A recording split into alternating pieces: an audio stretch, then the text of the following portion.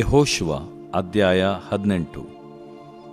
ದೇಶವೆಲ್ಲ ವಶವಾದ ಮೇಲೆ ಇಸ್ರಾಯೇಲ್ ಸಮೂಹದ ಎಲ್ಲಾ ಜನರು ಶಿಲೋವಿನಲ್ಲಿ ಕೂಡಿಬಂದು ದೇವದರ್ಶನದ ಗುಡಾರವನ್ನು ನಿಲ್ಲಿಸಿದರು. ಇಸ್ರಾಯೇಲ್ಯರಲ್ಲಿ ಇನ್ನೂ 7 ಕುಲಗಳಿಗೆ ಪಾಲು ಸಿಕ್ಕಿರಲಿಲ್ಲ. ಆಗ ಯೆಹೋಶುವನು ಇಸ್ರಾಯೇಲ್ಯರಿಗೆ, ನಿಮ್ಮ ಪಿತೃಗಳ ದೇವರಾದ ಯೆಹೋವನು ನಿಮಗೆ ಕೊಟ್ಟ ದೇಶವನ್ನು ಸ್ವಾಧೀನ ಮಾಡಿಕೊಳ್ಳುವುದರಲ್ಲಿ ಇನ್ನೆಷ್ಟು ತಡ ಮಾಡುತ್ತೀರಿ? ಪ್ರತಿಯೊಂದು ಕುಲದಿಂದ 3 ಜನರನ್ನು ನೇಮಿಸಿರಿ. ನಾನು ಅವರನ್ನು ಕಳುಹಿಸುವೆನು. ಅವರು ಹೋಗಿ ದೇಶದಲ್ಲೆಲ್ಲ ಸಂಚರಿಸಿ ತಮ್ಮ ತಮ್ಮ ಕುಲಗಳಿಗನುಸಾರವಾಗಿ ಎಲ್ಲ ಪ್ರದೇಶಗಳ ಪಟ್ಟಿಯನ್ನು ಬರೆದುಕೊಂಡು ನನ್ನ ಬಳಿಗೆ ಬರಲಿ. ತರುವಾಯ ಅವರು 7 ಪಾಲುಗಳನ್ನು ಮಾಡಿ ತಮ್ಮ ತಮ್ಮೊಳಗೆ ಹಂಚಿಕೊಳ್ಳಲಿ. ದಕ್ಷಿಣದಲ್ಲಿ ಯಹೂದ ಕುಲದವರಿಗೂ ಉತ್ತರದಲ್ಲಿ ಯೋಸೇಫನ ಕುಲದವರಿಗೂ ಸ್ವಾಸ್ಥ್ಯವು ಸಿಕ್ಕಿರುತ್ತದೆ. ಅದು ಅವರಿಗೇ ಇರಲಿ. ಅವರು ಪಟ್ಟಿಯಲ್ಲಿ ದೇಶವನ್ನು 7 ಪಾಲು ಮಾಡಿ ಇಲ್ಲಿ ನನ್ನ ಬಳಿಗೆ ತೆಗೆದುಕೊಂಡು ಬರಲಿ. ನಾನು ನಿಮಗೋಸ್ಕರ ನಮ್ಮ ದೇವರಾದ ಯೆಹೋವನ ಸನ್ನಿಧಿಯಲ್ಲಿ ಚೀಟು ಹಾಕುವೆನು. ಲೇವಿಯರಿಗೆ ನಿಮ್ಮ ಸಂಗಡ ಪಾಲು ಸಿಕ್ಕುವುದಿಲ್ಲ. ಯೆಹೋವನ ಯಾಜಕ ಸೇವೆಯೇ ಅವರ ಸ್ವಾಸ್ಥ್ಯವಾಗಿದೆ. ಗಾದ್, ರೂಬೇನ್ ಕುಲಗಳಿಗೂ ಮನಸ್ಸೆ ಕುಲದ ಅರ್ಧ ಜನರಿಗೂ ಯೋರ್ದನಿನ ಪೂರ್ವ ದಿಕ್ಕಿನಲ್ಲಿ ಯೆಹೋವನ ಸೇವಕನಾದ ಮೋಶೆಯಿಂದ ಸ್ವಾಸ್ಥ್ಯವು ಸಿಕ್ಕಿತು ಅಂದನು. ದೇಶದ ಪಟ್ಟಿಯನ್ನು ಮಾಡತಕ್ಕ ಜನರು ಹೊರಡುವುದಕ್ಕಿಂತ ಮುಂಚೆ ಯೆಹೋಶುವನು ಅವರಿಗೆ, ಹೋಗಿ ದೇಶದಲ್ಲೆಲ್ಲ ಸಂಚರಿಸಿ ಪಟ್ಟಿ ಮಾಡಿಕೊಂಡು ಶಿಲೋವಿಗೆ ನನ್ನ ಬಳಿಗೆ ಬನ್ನಿರಿ. ನಾನು ಯೆಹೋವನ ಮುಂದೆ ನಿಮಗೋಸ್ಕರ ಚೀಟು ಹಾಕುವೆನು ಎಂದು ಹೇಳಿ ಕಳುಹಿಸಿದನು. ಆ ಜನರು ಹೊರಟು ದೇಶದಲ್ಲೆಲ್ಲ ಸಂಚರಿಸಿ ಒಂದು ಪುಸ್ತಕದಲ್ಲಿ ಅದರ ಗ್ರಾಮ ನಗರಗಳನ್ನೆಲ್ಲ ಬರೆದು 7 ಭಾಗಗಳನ್ನು ಮಾಡಿ ಶಿಲೋವಿನಲ್ಲಿದ್ದ ಯೆಹೋಶುವನ ಪಾಳೆಯಕ್ಕೆ ಹಿಂತಿರುಗಿ ಬಂದರು. ಯೆಹೋಶುವನು ಶಿಲೋವಿನಲ್ಲಿಯೇ ಯೆಹೋವನ ಮುಂದೆ ಅವರಿಗೋಸ್ಕರ ಚೀಟು ಹಾಕಿ ದೇಶವನ್ನು ಅವರ ಶಾಖೆಗಳಿಗೆ ಹಂಚಿಕೊಟ್ಟನು. ಚೀಟು ಮೊದಲು ಬೆನ್ಯಾಮೀನ್ ಕುಲದವರಿಗೆ ಬಿದ್ದಿತು. ಅವರ ಗೋತ್ರಗಳಿಗೆ ಸಿಕ್ಕಿದ ಸ್ವಾಸ್ಥ್ಯವು ಯಹೂದ್ಯರ ಮತ್ತು ಯೋಸೇಫ್ಯರ ಪ್ರಾಂತಗಳ ಮಧ್ಯದಲ್ಲಿರುತ್ತದೆ. ಅದರ ಉತ್ತರ ದಿಕ್ಕಿನ ಮೇರೆಯು ಯೋರ್ದನ್ ಹೊಳೆಯಿಂದ ತೊಡಗಿ ಯೆರಿಕೋವಿನ ಉತ್ತರದಲ್ಲಿರುವ ಗುಡ್ಡದ ಮೇಲಿನಿಂದ ಪಶ್ಚಿಮಕ್ಕೆ ಹೋಗಿ ಗಟ್ಟಾ ಹತ್ತಿ ಬೇತಾವೆನಿನ ಬಯಲಿನಲ್ಲಿ ಮುಗಿಯುತ್ತದೆ. ಅಲ್ಲಿಂದ ದಕ್ಷಿಣಕ್ಕೆ ತಿರುಗಿಕೊಂಡು ಈಗ ಬೇತೇಲ್ ಅನ್ನಿಸಿಕೊಳ್ಳುವ ಲೂಜ್ ಊರಿರುವ ಬೆಟ್ಟಕ್ಕೆ ಹೋಗಿ ಅಲ್ಲಿಂದ ಇಳಿದು ಅಟಾರೋತ್ತದ್ದಾರಿನ ಮೇಲೆ ಕೆಳಗಿನ ಬೇತ್ ಹೊರೋನಿನ ಬಳಿಯಲ್ಲಿರುವ ಬೆಟ್ಟಕ್ಕೆ ಹೋಗುತ್ತದೆ. ಮೇರೆಯ ಪಶ್ಚಿಮದ ಮೂಲೆಯಾಗಿರುವ ಈ ಬೆಟ್ಟದಿಂದ ಅದು ದಕ್ಷಿಣಕ್ಕೆ ತಿರುಗಿಕೊಂಡು ಕಿರ್ಯಾತ್ ಬಾಳ್ ಅನ್ನಿಸಿಕೊಳ್ಳುತ್ತಿದ್ದ ಯಹೂದ್ಯರ ಕಿರ್ಯಾತ್ಯಾರೀಮ್ ಎಂಬ ಪಟ್ಟಣದಲ್ಲಿ ಮುಗಿಯುತ್ತದೆ. ಇದೇ ಅವರ ಪಡುವಣ ಮೇರೆ. ದಕ್ಷಿಣ ದಿಕ್ಕಿನ ಮೇರೆಯು ಪಡುವಣ ಮೂಲೆಯಾಗಿರುವ ಕಿರ್ಯತ್ಯಾರೀಮಿನ ಪ್ರಾಂತದಿಂದ ತೊಡಗಿ ನೆಪ್ತೋಹ ಬುಗ್ಗೆಯ ಮೇಲೆ ಬೆನ್ ಹಿನ್ನೋಮ್ ತಗ್ಗಿನ ಈಚೆಗೂ ರೆಫಾಯಿಮ್ ತಗ್ಗಿನ ಉತ್ತರದಲ್ಲಿಯೂ ಇರುವ ಬೆಟ್ಟದ ಅಂಚಿಗೆ ಹೋಗಿ ಅಲ್ಲಿಂದ ಎಬೂಸಿಯರ ಬೆಟ್ಟದ ದಕ್ಷಿಣದಲ್ಲಿದ್ದ ಬೆನ್ ಹಿನ್ನೋಮ್ ತಗ್ಗಿನ ಮಾರ್ಗವಾಗಿ ಎನ್ರೋಗೆಲಿಗೆ ಬರುತ್ತದೆ. ಅದು ಅಲ್ಲಿಂದ ಉತ್ತರಕ್ಕೆ ತಿರುಗಿಕೊಂಡು ಇಳಿಯುತ್ತಾ ಏನ್ ಶೆಮೆಸ್, ಅದುಮೀಮಿನ ದಾರಿಯ ಎದುರಿನಲ್ಲಿರುವ ಗೆಲಿಲೋತ್, ರೂಬೇನನ ಮಗನಾದ ಬೋಹನನ ಬಂಡೆ, ಅರಾಬದ ಉತ್ತರದಲ್ಲಿರುವ ಬೆಟ್ಟ, ಇವುಗಳ ಮೇಲೆ ಅರಾಬಾ ಎಂಬ ತಗ್ಗಾದ ಪ್ರದೇಶಕ್ಕೆ ಹೋಗುತ್ತದೆ. ಅಲ್ಲಿಂದ ಮೇರೆಯು ಬೇತ್ ಹೊಗ್ಲಾ ಎಂಬ ಊರಿನ ಉತ್ತರದಲ್ಲಿರುವ ಗುಡ್ಡದ ಮೇಲೆ ಲವಣ ಸಮುದ್ರದ ಬಡಗಣ ಮೂಲೆಗೆ ಹೋಗಿ ಯೋರ್ದನ್ ಹೊಳೆಯು ಆ ಸಮುದ್ರಕ್ಕೆ ಕೂಡುವ ಸ್ಥಳದಲ್ಲಿ ಮುಗಿಯುತ್ತದೆ. ಇದೇ ದಕ್ಷಿಣ ದಿಕ್ಕಿನ ಮೇರೆಯು. ಯೋರ್ದನ್ ಹೊಳೆಯೇ ಅವರ ಪೂರ್ವ ದಿಕ್ಕಿನ ಮೇರೆ. ಬೆನ್ಯಾಮೀನ್ ಗೋತ್ರಗಳ ಸ್ವಾಸ್ಥ್ಯದ ಸುತ್ತಣ ಮೇರೆಯೂ ಇದೆ. ಬೆನ್ಯಾಮೀನ್ ಗೋತ್ರಗಳಿಗೆ ದೊರಕಿದ ಪಟ್ಟಣಗಳಾವವೆಂದರೆ ಯೆರಿಕೋ, ಬೇತ್ ಹೊಗ್ಲಾ, ಏಮೆಕ್ಕೆಚ್ಚೀಚ್, ಬೇತ್ ಅರಾಬಾ, ಚೆಮಾರಯಿಮ್, ಬೇತೇಲ್, ಅವ್ವೀಮ್, ಪಾರಾ, ಒಫ್ರಾ, ಅಮ್ಮೋನ್ಯ, ಕೆಫೆರ್, ಒಫ್ನಿ, ಗೆಬಾ ಎಂಬ 12 ನಗರಗಳು, ಅವುಗಳ ಗ್ರಾಮಗಳು, ಮತ್ತು ಗಿಬ್ಯೋನ್, ರಾಮಾ, ಬೇರೋತ್, ಮಿಚ್ಫೆ, ಕೆಫೀರಾ, ಮೋಚಾ, ರೆಕೆಮ್, ಇರ್ಪೇಲ್, ತರಲಾ, ಚೇಲ, ಎಲೆಫ್. ಎಬೂಸಿಯರು ಇದ್ದಂಥ ಯೆರೂಸಲೇಮ್, ಗಿಬೆಯತ್, ಕಿರ್ಯತ್ ಎಂಬ 14 ನಗರಗಳು, ಅವುಗಳ ಗ್ರಾಮಗಳು ಇವೆ. ಬೆನ್ಯಾಮೀನ್ ಗೋತ್ರಗಳಿಗೆ ಸಿಕ್ಕಿದ ಸ್ವಾಸ್ಥ್ಯವು ಇದೆ. ದೇವರು ಪ್ರೀತಿಸುವ ಪ್ರೀತಿಯ ಬಿಗ್ ಜೆ ಟಿ ವಿ ಪ್ರಿಯ ವೀಕ್ಷಕರಿಗೆ ನಮ್ಮ ಕರ್ತನಾದ ಯೇಸು ಕ್ರಿಸ್ತನ ಹೆಸರಿನಲ್ಲಿ ಸ್ವಾಗತಿಸಿ ನಿಮ್ಮನ್ನು ಇಂದಿನ ಅಧ್ಯಾಯಕ್ಕೆ ನಿಮ್ಮನ್ನು ಆಹ್ವಾನಿಸುತ್ತಿದ್ದೇವೆ. ಇಂದಿನ ಅಧ್ಯಾಯನ ನಮಗೆ ಯೆಹೋಶುವನ ಗ್ರಂಥ 18ನೇ ಅಧ್ಯಾಯದಿಂದ, ದ ಬುಕ್ ಆಫ್ ಜಾಶುವಾ ಚಾಪ್ಟರ್ 18. 17ನೇ ಅಧ್ಯಾಯದಲ್ಲಿ ನಾವು ನೋಡುವಾಗ ಯಾವ ರೀತಿಯಾಗಿ ಈ ಯೋಸೇಫ್ಯರು ಅಂತ ಹೇಳಿದ್ರೆ 2 ಗೋತ್ರದವರು, ಎಫ್ರಾಯಿಮ್ ಮತ್ತು ಮನಸ್ಸೆ ಕುಲದವರು. ಈ 2 ಗೋತ್ರದವರು ಅವರಿಗೆ ಯಾವ ರೀತಿಯಾಗಿ ತಮ್ಮ ಪಾಲಿಗೆ ಬರ್ತಕ್ಕಂಥ ಭಾಗಗಳನ್ನು, ಪಟ್ಟಣಗಳನ್ನು ಅವರು ಪಡ್ಕೊಂಡ್ರು ಎಂಬುದಾಗಿ ನಾವು ನೋಡ್ತೇವೆ. 16ನೇ ಅಧ್ಯಾಯದಲ್ಲಿ ಎಫ್ರಾಯಿಮ್ ಅವರ ಕುಲದ ಸ್ವಾಸ್ಥ್ಯ, 17ನೇ ಅಧ್ಯಾಯದಲ್ಲಿ ಮನಸ್ಸೆ ಕುಲದವರ ಸ್ವಾಸ್ಥ್ಯ. ಅವರಿಗೆ ಬರಬೇಕಾದದ್ದನ್ನು ಪಡ್ಕೊಂಡ್ರು. ಆದರೆ ಅವರು ಇಬ್ಬರೂ ಕೂಡ ಸೇರಿ ಯೆಹೋಶುವನ ಹತ್ರ ಬಂದ್ಬಿಟ್ಟು, ಏನು ನಮಗೆ ಚೀಟು ಹಾಕಿ ನಮಗೆ ಒಂದೇ ಭಾಗವನ್ನು ಕೊಟ್ಟದ್ದೇಕೆ ಎಂಬುದಾಗಿ ಕೇಳ್ತಾರೆ.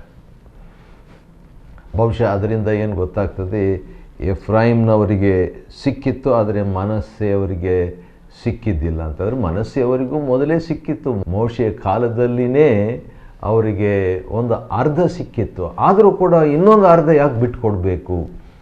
ಬಹುಶಃ ಅಂಥ ಒಂದು ಮನಸ್ಸಿನಿಂದ ಅವರು ಬಂದು ಆ ನ್ಯಾಯವನ್ನು ಕೇಳ್ತಾರೆ. ಯೆಹೋಶುವನು ಕೂಡ ಆಯಿತು ತಕ್ಕೊಳ್ರಿ ಎಂಬುದಾಗಿ ಹೇಳಿಬಿಟ್ಟು ಕಾಡನ್ನು ಕೊಡ್ತಾನ್ರಿ. ಕಾಡು 2 ಸಮಸ್ಯೆ ಈ ಮನಸ್ಸೆಯವರಿಗೆ ಸಿಕ್ಕಿದಂಥ ಪಟ್ಟಣಗಳು ಅಥವಾ ಜಮೀನು ಅಥವಾ ದೊಡ್ಡ ನಗರಗಳು, ಅದರಲ್ಲಿ 2 ಸಮಸ್ಯೆ ಇತ್ತು. ಒಂದು ಸಮಸ್ಯೆ ಅಂದರೆ ಕಾಡು ಭಾಳ ಇತ್ತು. ಎರಡನೇದು ಅಲ್ಲಿದ್ದಂಥ ಕಾನಾನ್ಯರು, ಇಜ್ರೇಲಿನ ತಗ್ಗಿನಲ್ಲಿದ್ದಂಥ ಕಾನಾನ್ಯರಿಗೆ ಈ ಕಬ್ಬಿಣದ ರಥಗಳಿದ್ವಂತೆ. ಅದು ಒಂದು ಟೆರರ್ ಇದ್ದ ಹಾಗೆ, ಅದು ಒಂದು ಭಯ ಇದ್ದ ಹಾಗೆ, ಅದು ಒಂದು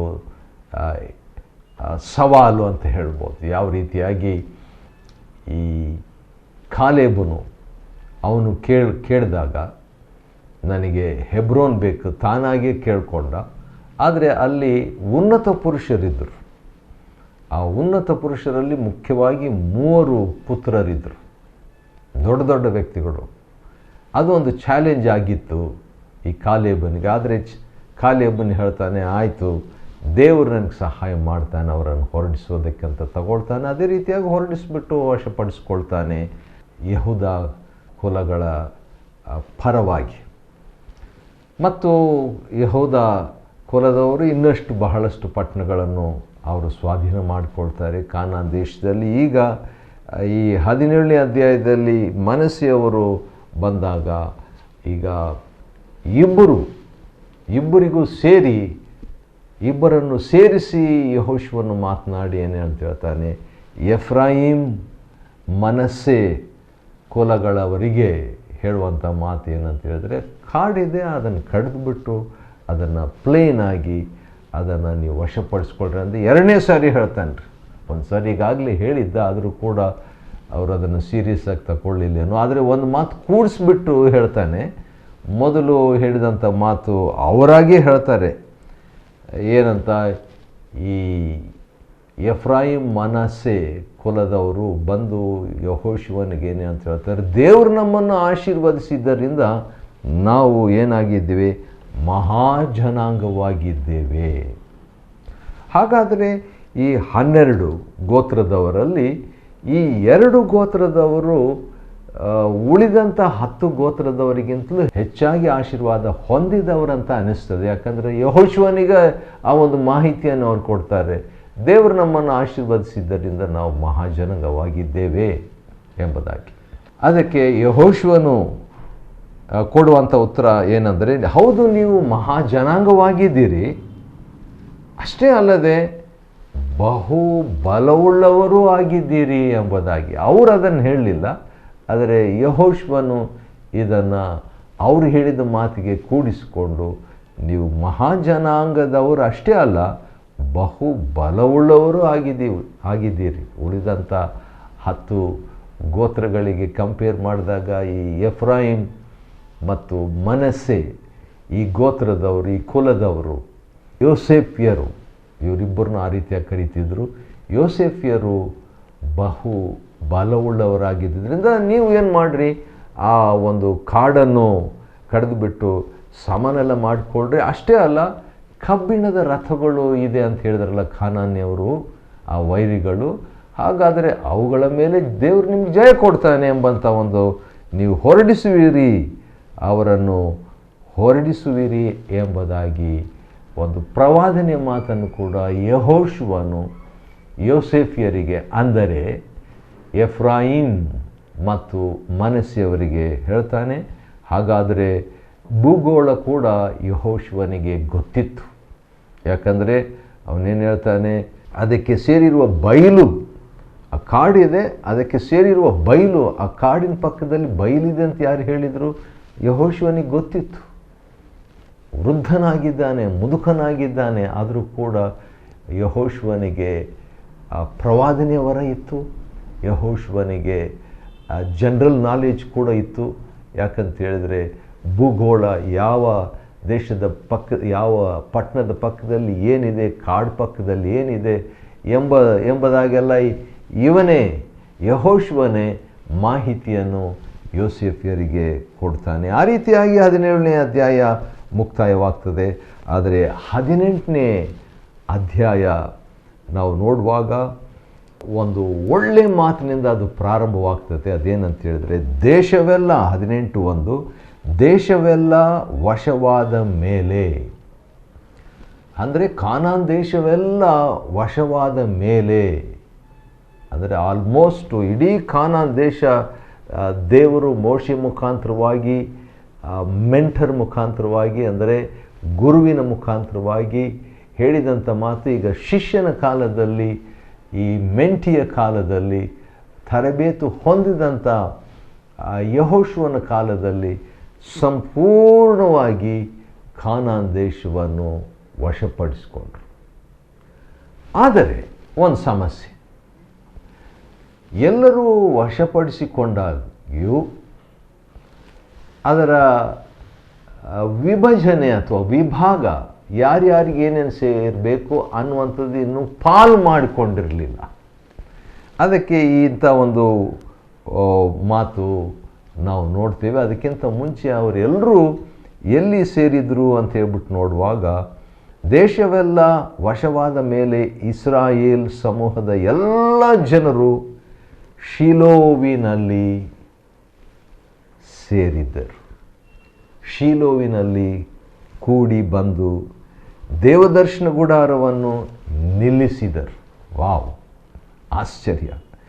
ಶೀಲೋ ಅಂತ ಹೇಳಿದರೆ ಸುಭದ್ರ, ಸುರಕ್ಷಿತ, ಯಶಸ್ವಿ, ಜಯ ಎಂಬ ಅರ್ಥವನ್ನು ಕೊಡುವಂಥದ್ದು. ಭದ್ರತೆಯಲ್ಲಿ ಸೇರಿದರು. ಅವರು ಸುಭದ್ರವಾದಂಥ ಸ್ಥಳದಲ್ಲಿ, ಹೌದು, ದೇವದರ್ಶನ ಗುಡಾರ ಅಲ್ಲಿ ನಿಲ್ಲಿಸಿದರು. ಭದ್ರತೆಯಲ್ಲಿ ದೇವರ ಪ್ರಸನ್ನತೆ ಆದ ಕಾರಣ ಅಂಥ ಒಂದು ಸ್ಥಳದಲ್ಲಿ ಆ ಯೆಹೋಶುವನು ಕೂಡ ಇದ್ದನು. ಆದ ಕಾರಣ ಇಸ್ರಾಯೇಲರಲ್ಲಿ ಹತ್ರ ಒಂದು 5 ಗೋತ್ರದವರಿಗೆ ಪಾಲು ಸಿಕ್ಬಿಟ್ಟಿತ್ತು. ಅವರು ವಶಪಡಿಸಿಕೊಂಡ್ರು. ದೇವರಾಜ್ಯವನ್ನು ಬಲಾತ್ಕಾರಿಗಳು ನುಗ್ಗಿ ಸ್ವಾಧೀನ ಮಾಡಿಕೊಳ್ತಾರಂತ ನಮ್ಮ ಕರ್ತನಾದ ಯೇಸು ಮತ್ತಾಯ 11:12 ವಚನದಲ್ಲಿ ಹೇಳಿದ ಹಾಗೆ ಇಲ್ಲಿ ಕೂಡ ಕೆಲವರು ಸ್ವಾಧೀನ ಮಾಡಿಕೊಂಡು, ಎಲ್ಲರೂ ವಿಶ್ವಾಸಿಗಳೇ, ಎಲ್ಲರೂ ದೇವಜನರೇ, ಎಲ್ಲರೂ ಮೋಶೆಯ ನಾಯಕತ್ವದಲ್ಲಿ ಬೆಳೆಸಲ್ಪಟ್ಟು ಈಗ ಯೆಹೋಶುವನ ನಾಯಕತ್ವದಲ್ಲಿ ಇರುವಂಥವರೇ, ಎಲ್ಲರೂ ಕೂಡ ಕಾನಾನ್ ದೇಶಕ್ಕೆ ಕರೆಯಲ್ಪಟ್ಟವರೇ, ಎಲ್ಲರೂ ಕೂಡ ದೇವ ಜನರೇ ಆಗಿದ್ದರು. ಆದರೂ ಕೂಡ ಅವರಲ್ಲಿ 5 ಜನರು 5 ಗೋತ್ರದವರು ಈಗಾಗಲೇ ವಶಪಡಿಸಿಕೊಂಡಿದ್ದರು. ಆದರೆ ಇನ್ನು 7 ಜನರು 7, 5 ಮತ್ತು 7, 12.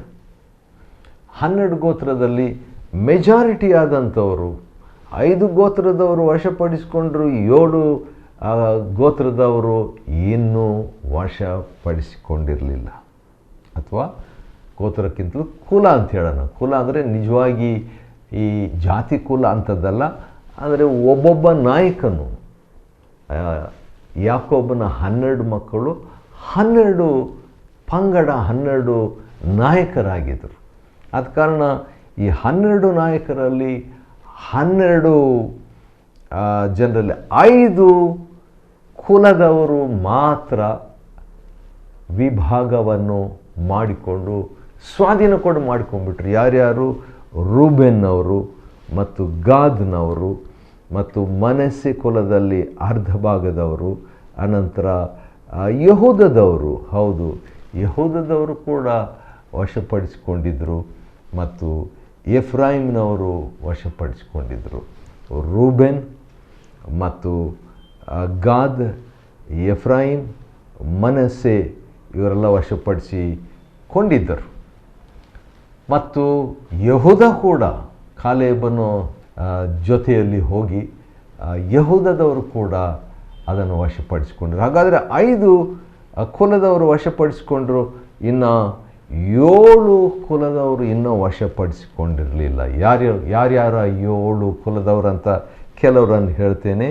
ಬೆನ್ಯಾಮೀನ್ ಕುಲದವರು ವಶಪಡಿಸಿಕೊಂಡಿರಲಿಲ್ಲ, ಸಿಮಿಯೋನ್ನವರು ವಶಪಡಿಸಿಕೊಳ್ಳಲಿಲ್ಲ, ಜಬುಲೋನ್ನವರು ವಶಪಡಿಸಿಕೊಳ್ಳಲಿಲ್ಲ, ಇಸಖಾರ್ನವರು ವಶಪಡಿಸಿಕೊಳ್ಳಿರಲಿಲ್ಲ, ಆಶೇರ್ನವರು ವಶಪಡಿಸಿಕೊಳ್ಳಲಿಲ್ಲ, ನಫ್ತಲಿಯವರು ವಶಪಡಿಸಿಕೊಂಡಿರಲಿಲ್ಲ ಮತ್ತು ದಾನ್ ಕುಲದವರು ವಶಪಡಿಸಿಕೊಂಡಿರಲಿಲ್ಲ. 7 ಕುಲದವರು.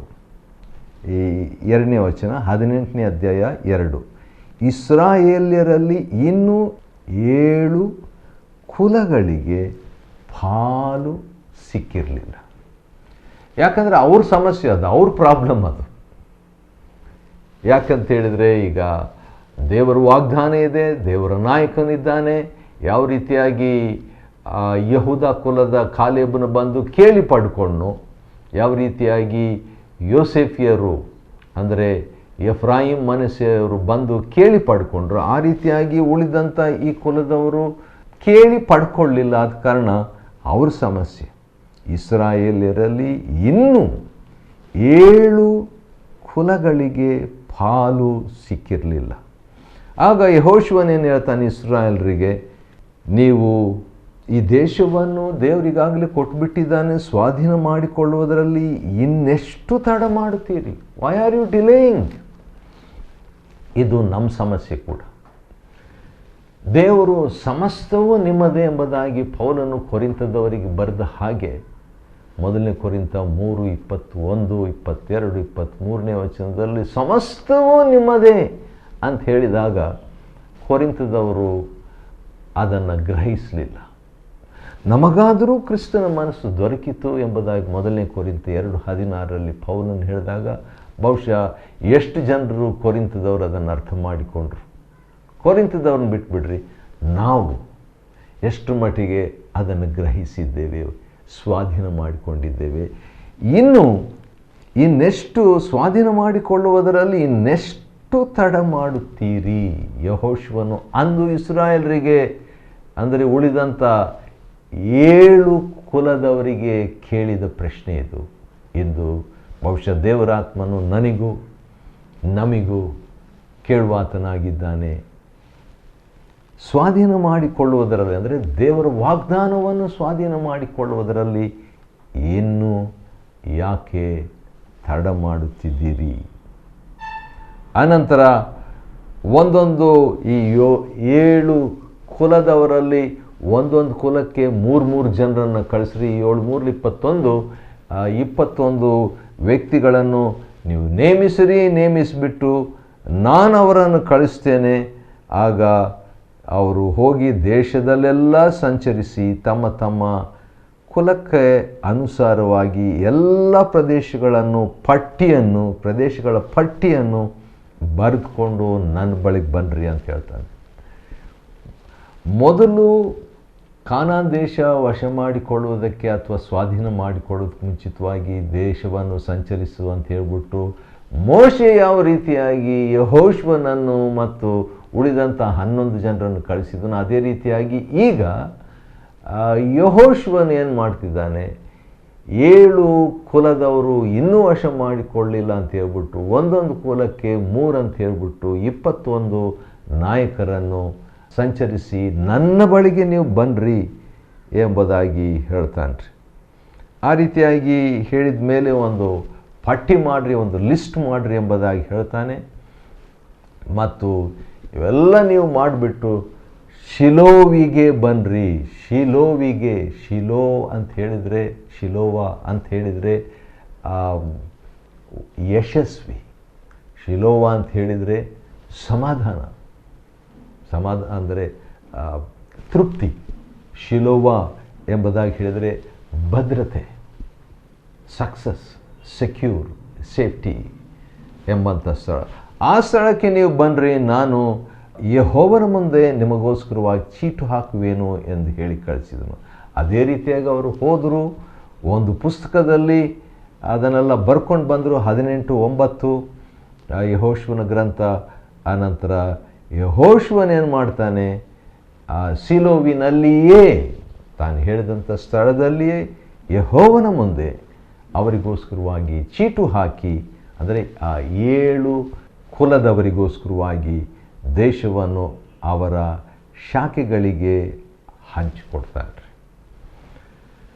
ಅದಾದ ನಂತರ ಈ 7 ಜನರಿಗೆ ಯಾವ ರೀತಿಯಾಗಿ ಹಂಚಿಕೊಟ್ಟನು ಎಂಬಂಥ ಡಿಸ್ಕ್ರಿಪ್ಷನ್, ವರ್ಣನೆ 18ನೇ ಅಧ್ಯಾಯ 11ರಿಂದ ಇರುವಂಥ ವಾಕ್ಯದಲ್ಲಿ ನಾವು ನೋಡ್ತೇವೆ. ಮೊಟ್ಟ ಮೊದಲನೇದಾಗಿ ಈ 7 ಕುಲದವರಲ್ಲಿ ಫಸ್ಟ್ ಯಾರು ಪಡ್ಕೊಂಡ್ರೆ ಬೆನ್ಯಾಮೀನರು ಪಡ್ಕೊಂಡ್ರು. ಬೆನ್ಯಾಮೀನ್ ಅಂದರೆ ಬಲಗೈ ಪುತ್ರನು ಅಂತ ಹೇಳ್ಬಿಟ್ಟು, ಬಲಹಸ್ತದ ಪುತ್ರನು, ಸನ್ ಆಫ್ ರೈಟ್ ಹ್ಯಾಂಡ್. ಹೌದು, ಬೆನೋನಿ ಎಂಬುದಾಗಿ ತಾಯಿ ಹೆಸರಿಟ್ಲು ಅವನು ಹುಟ್ಟಿದಾಗ. ದುಃಖದ ಪುತ್ರನು ಅಂತ ಹೇಳ್ಬಿಟ್ಟು, ಆದರೆ ಯಾಕೋಬನು ಅದನ್ನು ಚೇಂಜ್ ಮಾಡಿಬಿಟ್ಟು ಇಲ್ಲ, ಅವನು ಬಲಹಸ್ತದ ಪುತ್ರನು ಎಂಬುದಾಗಿ ಚೇಂಜ್ ಮಾಡ್ತಾನೆ. ಆದ ಕಾರಣ ಆ ಕುಲದವರು, ಆ ಬೆನ್ಯಾಮೀನನ ಕುಲದವರು ಚೀಟು ಹಾಕಿ ಮೊದಲು ಅದನ್ನು ಪಡ್ಕೊಳ್ತಾರೆ. ಮತ್ತು 11ನೇ ವಚನದಿಂದ 28 ವಚನಗಳವರೆಗೆ ಇರುವಂಥ ವಾಕ್ಯ ಭಾಗದಲ್ಲಿ ಈ ಬೆನ್ಯಾಮೀನವರಿಗೆ 14 ಪಟ್ಟಣಗಳು ಸಿಕ್ಕಿದವು. 14, ಅದರಲ್ಲಿ ಬೇತ್ ಎಂಬಂಥ ಇರುವಂಥ ಪಟ್ಟಣಗಳು ಸಿಕ್ಕು. ಉದಾಹರಣೆಗೆ ಬೇತ್ ವೆನೀನ್ ಅಂತ ಹೇಳ್ಬಿಟ್ಟು 12ನೇ ವಚನ, ಅಂದರೆ ಅದು ಒಂದು ವ್ಯರ್ಥದ ಮನೆ ಅಂತ ಹೇಳ್ಬಿಟ್ಟು. ಬೇತ್ ಹೋರೋನ್ ಎಂಬಂಥ ಒಂದು ಸ್ಥಳ, ಅದು ಬಾದಾಮಿಯ ಒಂದು ಮನೆ ಅಂತ ಹೇಳ್ಬಿಟ್ಟು. ಈ ರೀತಿಯಾಗಿ ಬೇತ್ ಎಂಬಂಥ ಸ್ಥಳ ಅವ್ರಿಗೆ ಸಿಕ್ಕಿದೆ. ಬೇತ್ ಹೋಗ್ಲಾ ಅಂತ ಹೇಳ್ಬಿಟ್ಟು 19ನೇ ವಚನ, ಅಂದರೆ ಪಕ್ಷಿಯ ಮನೆ ಅಂತ ಹೇಳ್ಬಿಟ್ಟು. ಬೇತ್ ಅರಾಬಾ ಅಂದರೆ ಮರುಭೂಮಿಯ ಒಂದು ಮನೆ ಅಂತ ಹೇಳ್ಬಿಟ್ಟು. ಈ ರೀತಿಯಾಗಿ 14 ಪಟ್ಟಣಗಳು ಬೆನ್ಯಾಮೀನರಿಗೆ ದೊರೆತಂಥ ದಾಖಲೆ ಇದರಲ್ಲಿ ನೋಡ್ಬೋದು. 18ನೇ ಅಧ್ಯಾಯ ಯೆಹೋಶುವನ ಗ್ರಂಥವನ್ನು ಅಧ್ಯಯನ ಮಾಡಿಕೊಳ್ಳುವಂತೆ ದೇವರು ಕೊಟ್ಟ ಕೃಪೆಗಾಗಿ ಆತನಿಗೆ ಸ್ತೋತ್ರವಾಗಲಿ. ದೇವರು ನಿಮ್ಮನ್ನು ಆಶೀರ್ವದಿಸಲಿ.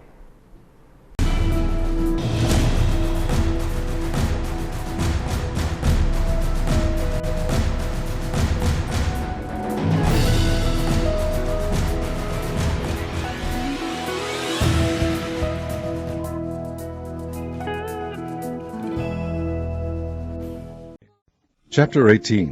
And the whole congregation of the children of Israel assembled together at Shiloh, and set up the tabernacle of the congregation there. And the land was subdued before them. And there remained among the children of Israel 7 tribes, which had not yet received their inheritance. And Joshua said unto the children of Israel, How long are ye slack to go to possess the land, which the Lord God of your fathers hath given you? Give out from among you 3 men for each tribe, and I will send them, and they shall rise and go through the land, and describe it according to the inheritance of them, and they shall come again to me. And they shall drive it into 7 parts. Judah shall abide in their coast on the south, and the house of Joseph shall abide in their coasts on the north. Ye shall therefore describe the land into 7 parts, and bring the description hither to me, that I may cast lots for you here before the Lord our God. But the Levites have no part among you, for the priesthood of the Lord is their inheritance, and Gad and Reuben and half the tribe of Manasseh have received their inheritance beyond Jordan on the east, which Moses the servant of the Lord gave them. And the men arose and went away, and Joshua charged them that went to describe the land, saying, Go and walk through the land, and describe it, and come again to me, that I may here cast lots for you before the Lord in Shiloh. And the men went and passed through the land, and described it by cities into 7 parts in a book, and came again to Joshua to the host at Shiloh. And Joshua cast lots for them in Shiloh before the Lord, and there Joshua divided the land unto the children of Israel according to their divisions. And the lot of the tribe of the children of Benjamin came up according to their families, and the coast of their lot came forth between the children of Judah and the children of Joseph. And their border on the north side was from Jordan, and the border went up to the side of Jericho on the north side, and went up through the mountains westward, and the goings out thereof were at the wilderness of Bethaven. And the border went over from thence toward Luz, to the side of Luz, which is Bethel, southward. And the border descended to Ataroth Adar, near the hill that lieth on the south side of the nether Beth-horon. And the border was drawn thence, and compassed the corner of the sea southward, from the hill that lieth before Beth-horon southward. And the goings out thereof were at Kirjath-baal, which is Kirjath-jearim, a city of the children of Judah. This was the west quarter. And the south quarter was from the end of Kirjath-jearim, and the border went out on the west, and went out to the well of waters at Nephtoah. And the border came down to the end of the mountain that lieth before the valley of the son of Hinnom, and which is in the valley of the giants on the north, and descended to the valley of Hinnom, to the side of Jebusi on the south, and descended to En-rogel, and was drawn from the north, and went forth to En-shemesh, and went forth toward Geliloth, which is over against the going up of Adumim, and descended to the stone of Bochan the son of Reuben, and passed along toward the side over against Arbath northward, and went down unto Arabah. And the border passed along to the side of Beth-hoglah northward, and the outgoings of the border were at the north bay of the salt sea, at the south end of Jordan. This was the south coast. And Jordan was the border of it on the east coast. This was the inheritance of the children of Benjamin, by the coast thereof, round about according to their families. Now the cities of the tribe of the children of Benjamin according to their families were Jericho, and Beth-hoglah, and the valley of Keziz, and Beth-arabah, and Zemaraim, and Bethel, and Avim, and Parah, and Ophrah, and Cheparhaam-monai, and Ophni, and Gaba, 12 cities with their villages, Gibeon, and Ramah, and Beeroth, and Mizpah, and Chipirah, and Moza, and Rechem, and Irpeel, and Taralah, and Zelah, Eleph, and Jebusi, which is Jerusalem, Gibearth, and Kirjath, 14 cities with their cities. This is the inheritance of the children of Benjamin according to their families.